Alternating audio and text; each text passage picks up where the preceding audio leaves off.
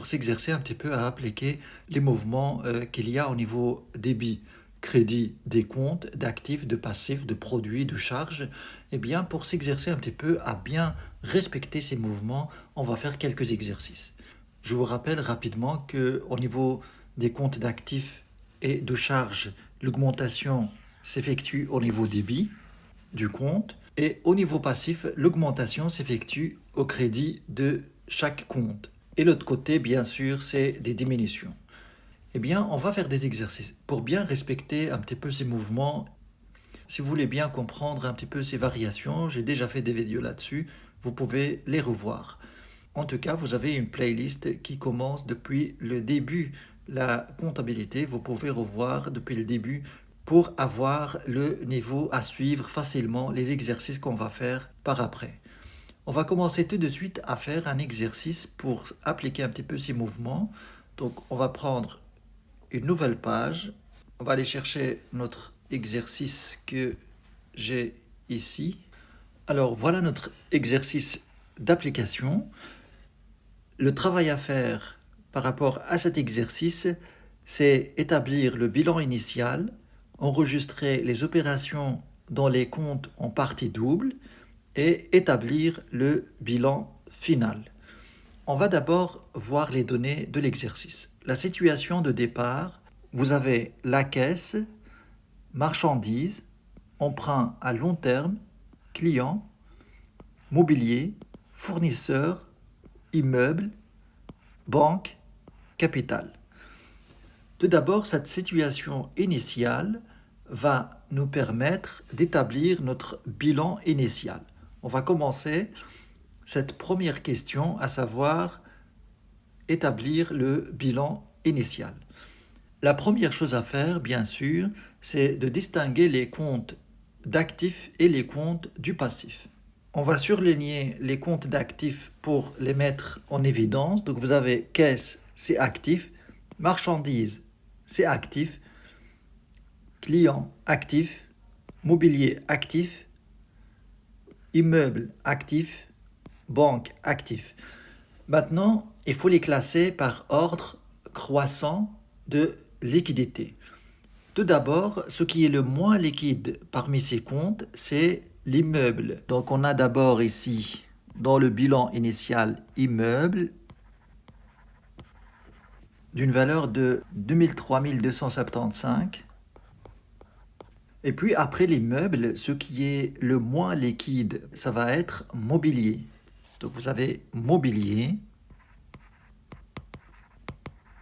d'une valeur de 2478,94. Si vous ne savez pas ce que c'est que le critère de liquidité qui permet de classer ces comptes dans cet ordre-là, j'ai déjà fait une vidéo là-dessus, je vous mets le lien. Après mobilier, il y a marchandises. Donc on va mettre marchandises d'une valeur de 1239,47. Après marchandises, il y a client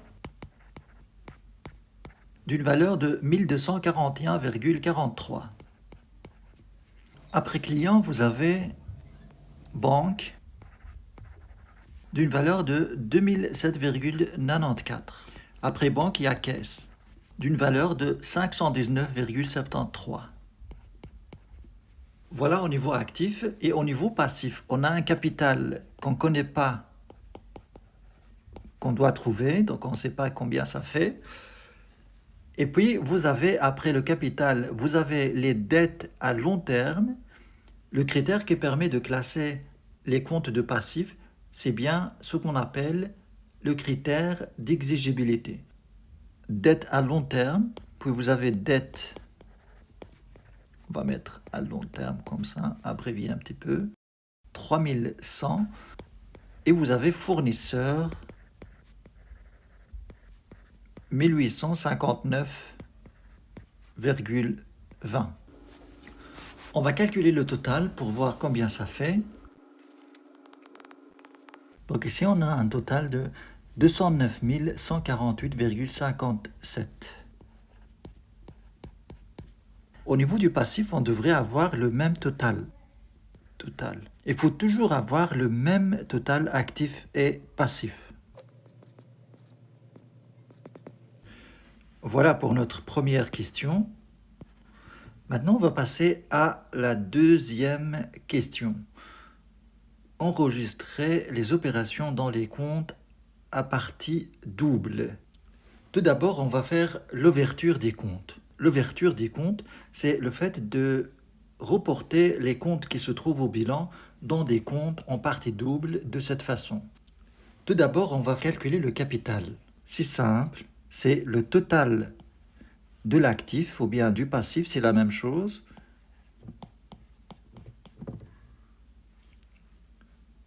Moins les dettes. Vous avez dans les dettes 3100, vous avez 1859,2. Donc ça vous donne le chiffre du capital. Ça vous donne la somme du capital qui est de 204 000. Voilà notre première question.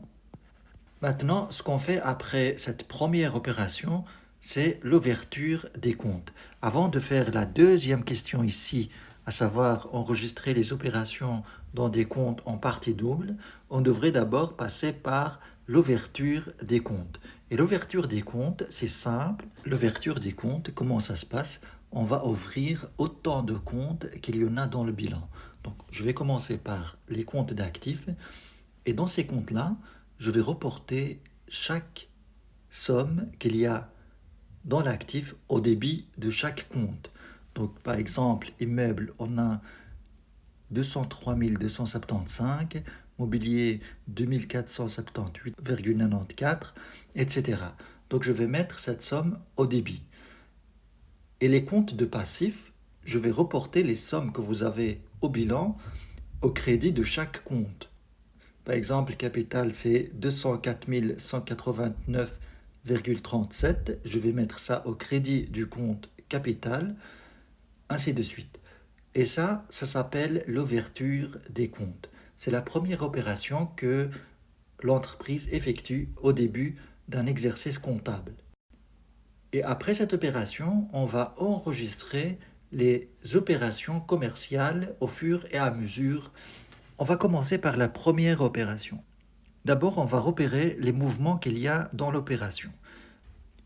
Le 3 janvier, achat d'une armoire de bureau d'une valeur de 433,81. Facture numéro 12. Payable fin de mois. Alors ici, on peut repérer deux mouvements principaux. D'abord, vous avez l'augmentation de la dette au niveau facture fournisseur. Donc fournisseur, vous avez fournisseur, sa dette augmente. Et de l'autre côté, dans notre actif, on va avoir une augmentation de notre mobilier. Parce que l'armoire de bureau, ça va s'enregistrer dans mobilier, à l'actif. Donc on va avoir en même temps mobilier qui augmente. On va venir dans les comptes que nous avons ici. Donc on a fournisseur, on va l'augmenter de la valeur de la facture. Et puisque fournisseur est un compte passif, cette augmentation va s'effectuer au crédit du compte. Il faut toujours garder en tête notre schéma ici.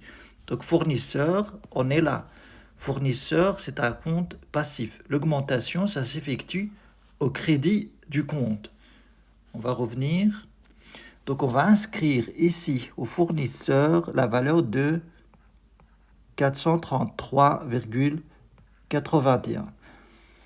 Et au même temps, on va augmenter notre mobilier de la même valeur au débit du compte mobilier, 433,81.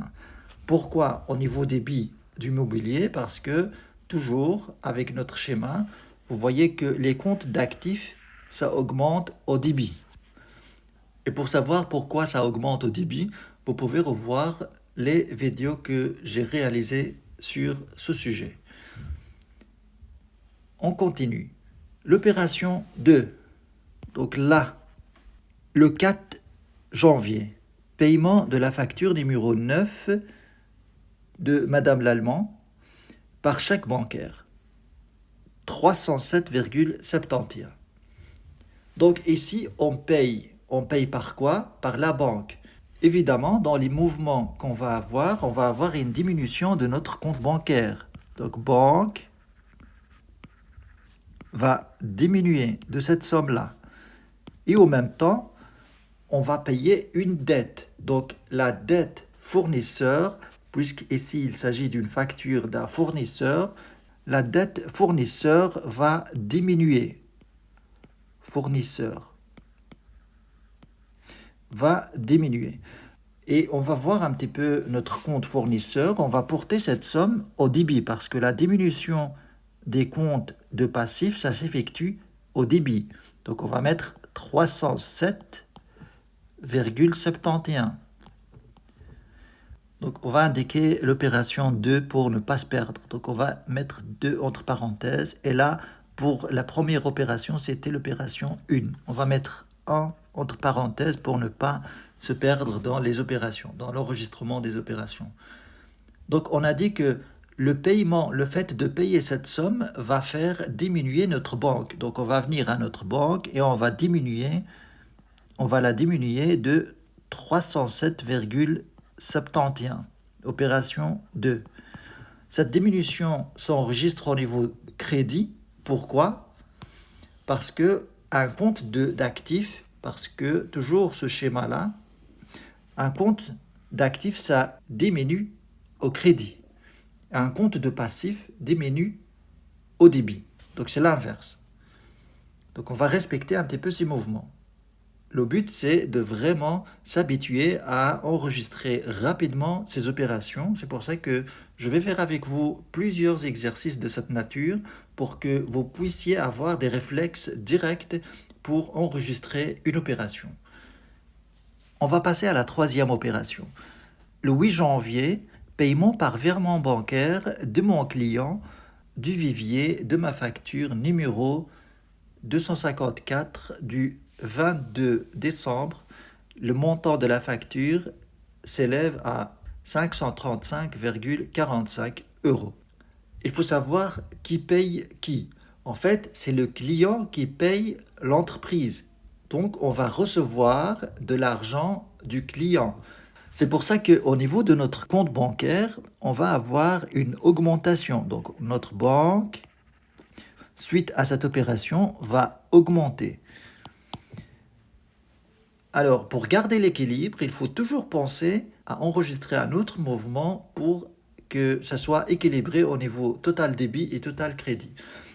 Donc là, on a augmenté notre banque, mais ce qui va diminuer, c'est notre client. Client, je vous rappelle que client représente des créances, c'est-à-dire des sommes d'argent que les clients n'ont pas encore réglées. C'est des factures non payées encore de la part des clients.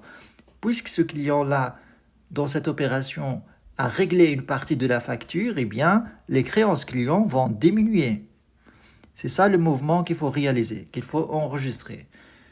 Et on va venir à nos comptes, donc notre banque va augmenter, et puisque la banque est un compte d'actifs, l'augmentation va s'inscrire au débit. Donc on va mettre 535,45 ici au débit, et c'est l'opération 3.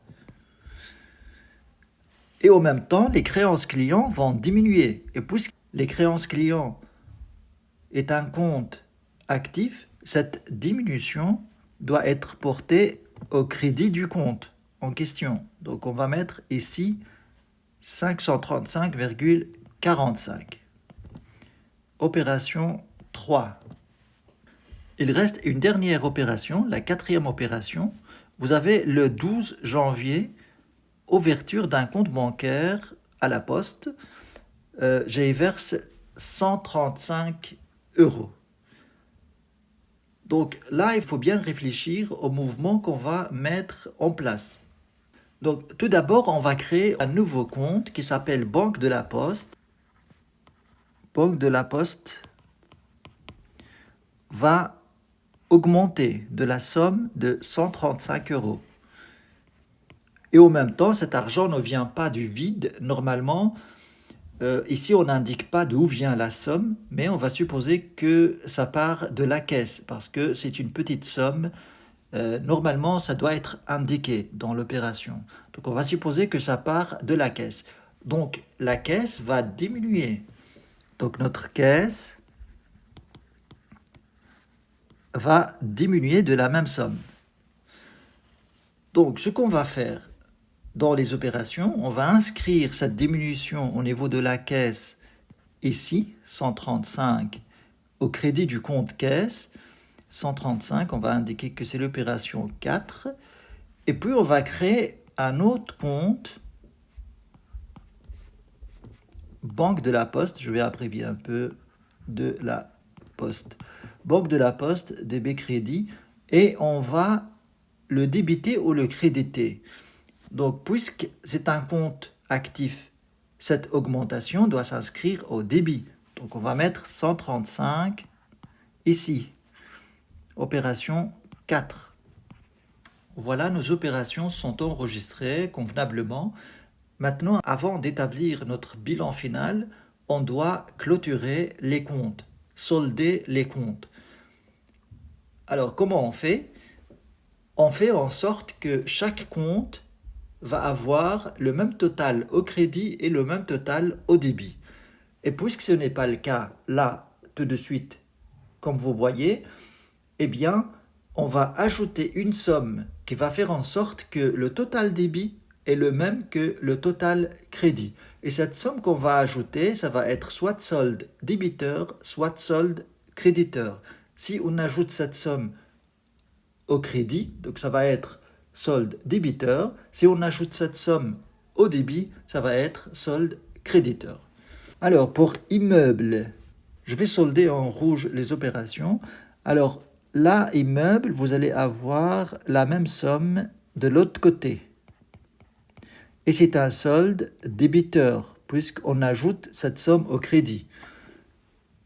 Capital, 204 189,37 et c'est un solde créditeur.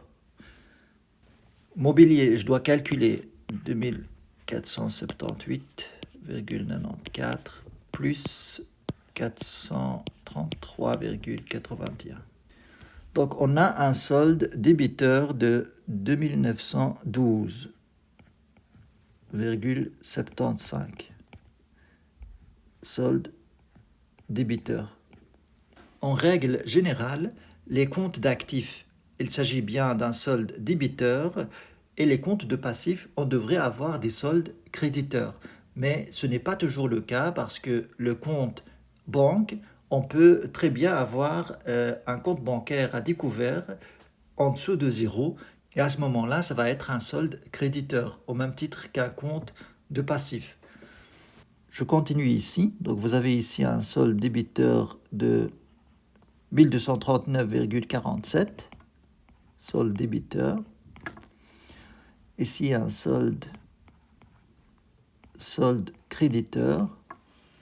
Alors pour le compte client, donc je dois faire une opération pour savoir à combien s'élève le solde. Donc je dois faire la différence.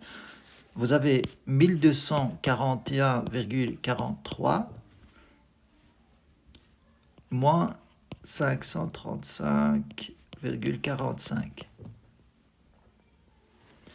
Donc je dois ajouter ici 705,98 et c'est un solde débiteur puisqu'on l'inscrit dans la colonne crédit.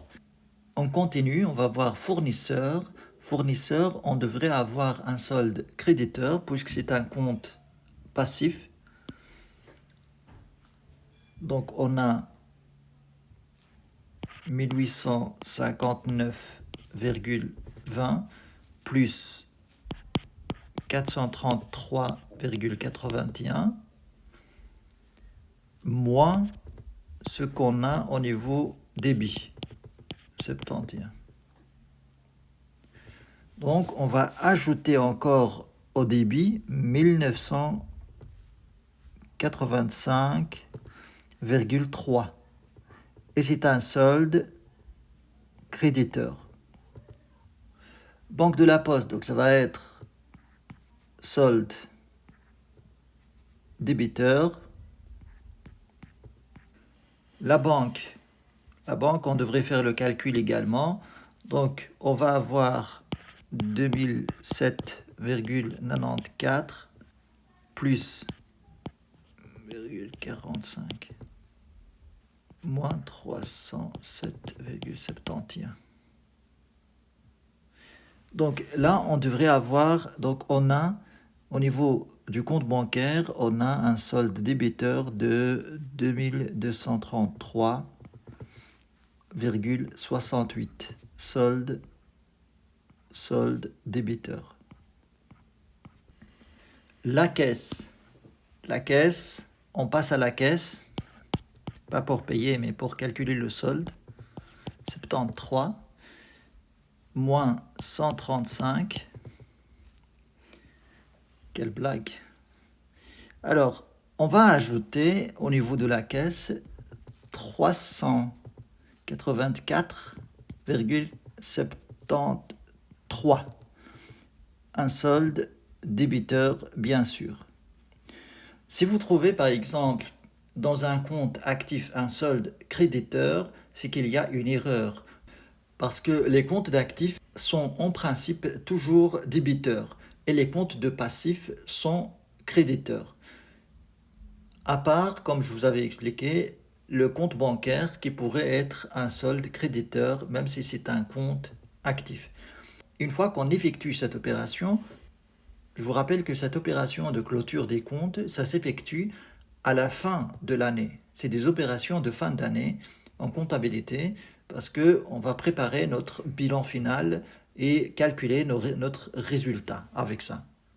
On va passer à la dernière question ici. La dernière question, établir le bilan final. Donc, le bilan au 13 janvier. 13 janvier. 13 janvier, c'est-à-dire après cette opération. Donc ici, ce qu'on va faire, c'est que je vais effacer ceci et je vais mettre les chiffres de notre bilan final et on devrait avoir l'équilibre au final, le total. Ici, ça doit être la même chose au niveau du passif. Le passif, donc on va juste supprimer ça parce que le reste, ça ne change pas. Le capital, ça reste toujours le même capital. La dette à long terme, on n'a pas touché, donc ça reste la même chose. Fournisseur, ça change, donc on va le modifier. Et notre total ici, ça va changer forcément. Immeuble, on a 203,75. Mobilier, 2912,75. Marchandises, 1239,47. Clients, 705,98. Banque, vous avez 2233,68. Avant la caisse, il y a Banque de la Poste, donc on va mettre la caisse en bas. On va ajouter ici Banque de la Poste, Banque de la Poste, 135 ici. Et puis on a la caisse 384,73. On va calculer le total. Donc le total c'est 210 886,61. On devrait avoir la même chose au niveau du passif. Si on n'a pas la même chose, c'est qu'on a fait une erreur quelque part. Il faut revoir les opérations et rectifier. Donc ici, on va ajouter juste le solde du fournisseur qui est de 1985,3. Donc on calcule le total, 204 189,37 plus 3100 plus 1985,3. Et on a au total, est-ce que c'est la même chose déjà avant de le noter? Hop, c'est pas la même chose. Hop, hop, hop, hop. C'est pas la même chose. On s'est trompé. On s'est trompé quelque part. On s'est trompé quelque part. Est-ce que les comptes, est-ce que au niveau des comptes d'actifs, on a exactement les mêmes chiffres que les soldes? Donc je vérifie rapidement. Aidez-moi dans les commentaires et dites-moi c'est quoi le problème. Pourquoi je n'ai pas la même chose ici? Hop, hop, hop, hop. Alors, ça vient d'où cette différence? J'espère que vous allez m'aider dans les commentaires pour trouver un petit peu d'où vient cette erreur. Ça peut être un bon exercice pour vous de chercher l'erreur. Pourquoi je n'ai pas le même total au passif? Ça vient d'où l'erreur que j'ai dans l'exercice? Donc ici, j'arrive à un total de 2009.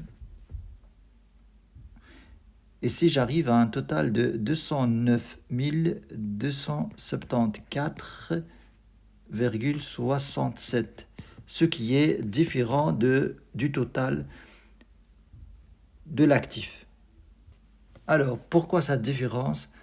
Essayez de me dire dans les commentaires si vous avez suivi l'exercice jusqu'ici. Donc, essayez de me dire c'est quoi l'erreur, où est l'erreur qu'on a fait pour avoir un solde différent, pour avoir un total passif, total actif différent. Voilà, donc je pense que je vais arrêter la vidéo ici. Et bien sûr, je referai l'exercice par après pour voir où est l'erreur. Et je vous répondrai dans les commentaires et voir si vous pouvez m'aider à trouver facilement l'erreur. Merci d'avoir suivi cet exercice et à très bientôt.